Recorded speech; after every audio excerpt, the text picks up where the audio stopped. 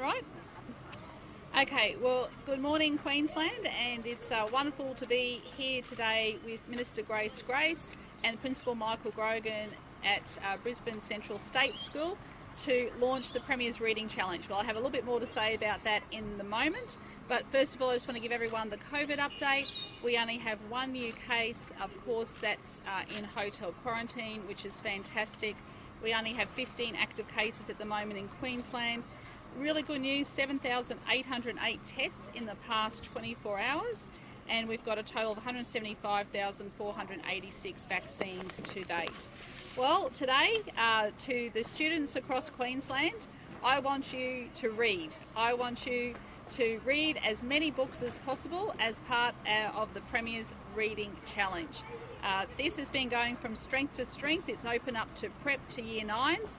And today we read a wonderful book about being kind to one another, and to read to the year 1s. So we're very excited, and of course they're going to practice that today, to be kind to each other. You can read at home or at school, and of course we've got targets of from prep to year 2. We'd like them to read or experience 20 books, year 3 and 4 20 books, year 5 to 9 15 books, and of course we want to see this challenge go from strength to strength. Of course, we're also investing in a brand new building over here as well, $16.9 million. Of course, this school is growing, and it'll be a 3-storey junior learning centre, and of course construction is underway and due to be completed in October this year. So I'll hand over to Minister Grace to say a few words, and then we're happy to take some questions. Thanks, Grace. Thank you, Premier, and good morning. It's wonderful to be here at Brisbane Central State School that is having a $16 million injection in building works with new classrooms and outdoor learning spaces and wonderful facilities for the school. The Premier's Reading Challenge has been an incredible success. Since 2006, over 24 million books have been read by students throughout Queensland. And even last year during COVID, we had over 161,000 students read over 2.2 million books. So we're hoping to exceed that amount this year, now that we are COVID-free at schools where we're back to normal, but obviously we're not out of the woods yet when it comes to a World Health pandemic. This reading challenge is terrific. That love of reading is instilled in the students that participate. It goes right through to August, and then we give out certificates to those who have participated in about October this year. It's a wonderful challenge. It brings about a love of reading, and it's been very successful with millions and millions of books being read by students right throughout Queensland. It's a pleasure to be here with the Premier, Principal Michael Grogan, and all the staff here at Brisbane Central State School to launch the Premier's Reading Challenge officially, and to encourage all students to participate. Read your 20 or 15 books, and you'll gain a lot from it, no doubt at all. Great to be here this morning. Thank you. Thanks, Grace. And look, hopefully we can try and beat that record of 2.46 million books. And to our Facebook followers out there as well, I'd love to see what books you're reading. So please put those books up, and let's see what your favourite book is at home. So happy to take some questions. Premier, what do you think needs to be done to tackle crime in Townsville, particularly youth crime? Well, we've passed through legislation just recently, and of course we've got extra police in Townsville, and you know, I think the police minister's also in Townsville today as well. There were a number of crimes overnight. There was a machete held against the neck of an elderly woman. There were that's not acceptable. We don't want to see anything like that, you know, happen, and I hope those people are caught and face the full force of the law with our tough new laws. Do you think curfews are needed in those regional areas? No, we've rejected that.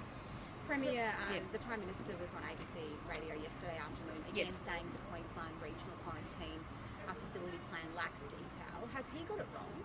Oh, well, I'll say a couple of things in relation to that. So, look, first and foremost, I would encourage the Prime Minister to go out and talk to Queenslanders, because Queenslanders stop me and they say that the regional quarantine idea is fantastic. That's what they say to me. And, you know, the federal government has had over a year to set up national quarantine, regional quarantine facilities right across this country. Now, initially the states signed up to help with quarantine. We didn't know this pandemic was going to be going for over a year. And how about we have a sense of cooperation? That's what Queenslanders want to see. They want to see their federal government working with the state government. They don't want to see these fights. So we will continue to put our case to the federal government, but it's a bit rich cherry picking which ones the federal government likes and which ones they don't like. And all the Prime Minister has to do, I encourage him to go to any part of Queensland and talk to people, and they 100% support having a regional quarantine facility. The Prime Minister says that he needs more detail on who will... He doesn't need any more detail. Have you actually given him that detail? He doesn't need any more detail. As I said, the threshold question here is, are they going to allow flights to land into the airport, yes or no? It's a very, very simple question. He seems to think the flights are going to Brisbane. You're asking for them to be redirected. Well, has he misunderstood the proposal? Well, his big plane has landed in Wellcamp before. The Prime Minister also said that people in Toowoomba don't want the scheme there. What do you think? Well, I think there would need to be a lot of communication with the community, because it is not going to impact on the community because it is right at the airport. It is right next to the airport. Will it have adequate help staff? Yes. Are you going to have to change tact though? Because it seems like this proposal's not going anywhere. Well, I just encourage the Prime Minister to go and talk to people. Go out and talk to Queenslanders, talk to Australians actually about what they think about regional quarantine. Look, COVID is not going away.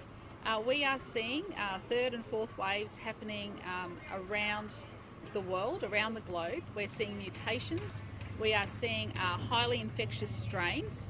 And, you know, when you have an outbreak, and our hotels were not meant to be infectious control facilities, when you have an outbreak, we are going to see more and more outbreaks. We've seen it in most jurisdictions now.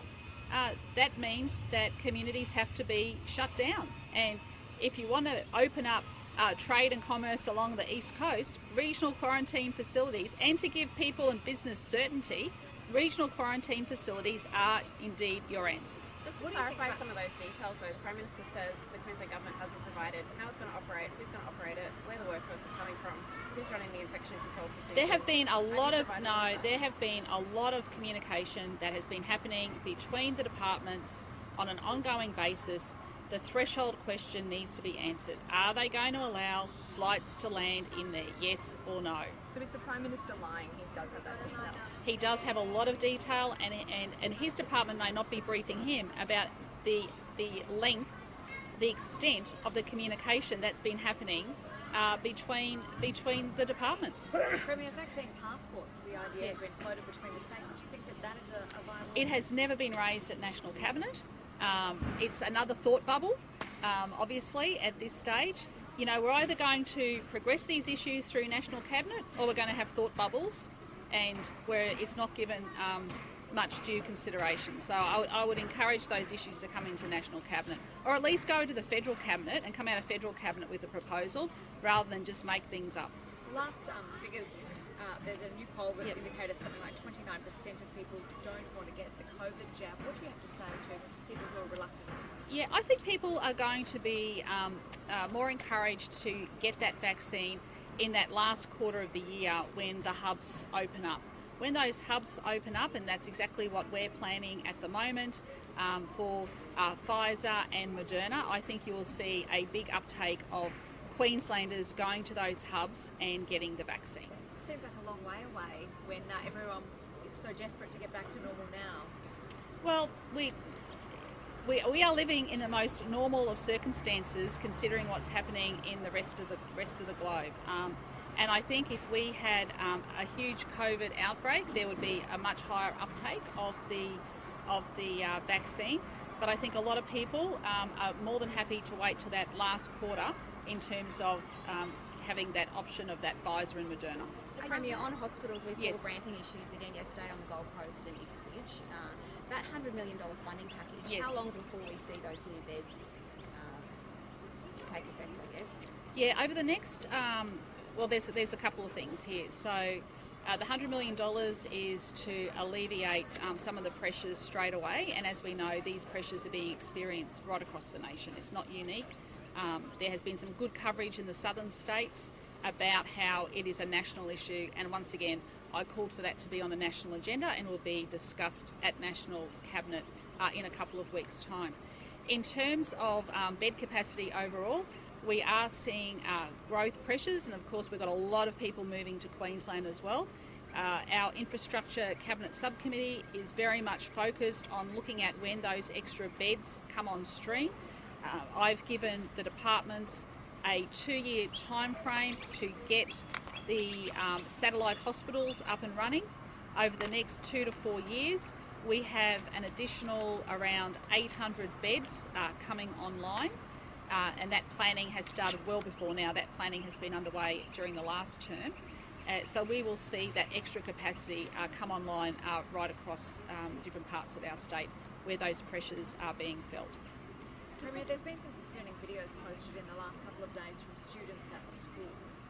Yeah. Do you think that it's appropriate that they can do that on school grounds during school hours?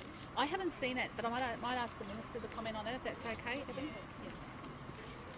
Obviously, there's a zero tolerance when it comes to these type of things happening on school grounds. What we often find is that not on school grounds, they happen just outside the school grounds. But a level of warning, there is a student conduct code. If students are found practicing bullying, these kind of videos, they will be found out and they will be dealt with. And there is no tolerance for this kind of behaviour, and it's been made very, very clear in schools, and all the principals around me today would be nodding in agreement that if found out, they will be dealt with in schools under the Students' Code of Conduct. Minister, did you overstep with your comments last week in the House that the LNP was making up health case studies? My comments were in relation to the line of questioning of the LNP, and I do believe that for a few of those cases where they can't be authenticated, and where clearly the Health Minister made comments about how authenticated they really were, that I believe that their line of questioning were being twisted, misleading, and often making up parts of the story for their own political cheap point scoring. Minister, the latest asbestos in schools register indicates that several schools require work done. Where is the fund now? Yeah, look, we've got a very comprehensive program with that. This year alone, we've spent $11 million on priority schools. There were 9 on that list, and all will be done by term 3. Obviously, we're dealing with asbestos, and we're very conscious about how deadly and hazardous asbestos is. And most of this work is carried out during school holidays when there is no danger to students whatsoever. But all of those 9 schools will be completed by term 3. Is there anything you can say to reassure parents? Because there's asbestos in many schools, but obviously it's not always a danger. That's right. Asbestos, as we know, if it isn't disturbed, is not a danger. But obviously we do find where we need to remove asbestos, and we have a multi-million-dollar program where we do that on a priority basis. And as I said, there are 9 schools on that priority list. They will all be completed by term 3. In terms of racing, we understand a number of horses from Victoria can't come into Queensland for an upcoming race meeting based on them being transported in a plane that came from Hong Kong. What is the scenario there? Yes, look, my understanding is that we're looking into this at the moment. It is a bit of a change to what has happened during COVID with racing, but the Winter Carnival in Queensland, in Brisbane, is going to be absolutely fantastic, and we're working with the Chief Health Officer to ensure that we get whatever ruling has been done recently, that we can find out the root of it and why it's happening, and hopefully we can solve that problem. We understand a number of trainers too are being banned from entering Queensland. No, it would only be the trainers who would be on that flight with the horses, because they have to fly with the horses when they're on that plane, and I think it's because it's coming from Hong Kong. There's been a bit of a slight, but look, we're talking to the Chief Health Officer to work through it, because during COVID, racing did a fantastic job in continuing to race very successfully, and I know the Winter Carnival is also going to be extremely successful, and the Premier and I are looking forward to the Stradbroke. One of the trainers we're speaking with in Geelong says he only found out about it last night, and there's not that much time sort of between that and the race meeting. Yes, look, I know that this has been a recent change of policy, but we are working through it, and hopefully we can resolve the matter. Premier, so just vaccine hesitancy. There's enough promotion being done to educate the community to alleviate vaccine. My understanding is that the lead for that is the federal government, so you'd have to ask that question. Would you like to see more? I think, like I said, I do think we're going to see a big uptake in that last quarter. Do you think that does that indicate to you that people don't have confidence in the AstraZeneca? I just think that some people may have concerns, and they should go and see their GP. Yep, their GP is the best person that knows your history that you should talk to. Okay, thanks everyone. Thank you. Thank you. Yeah, this is 1875. Is it? Yeah. 1875. Yeah. Build them like they used to. What would it be like from spring?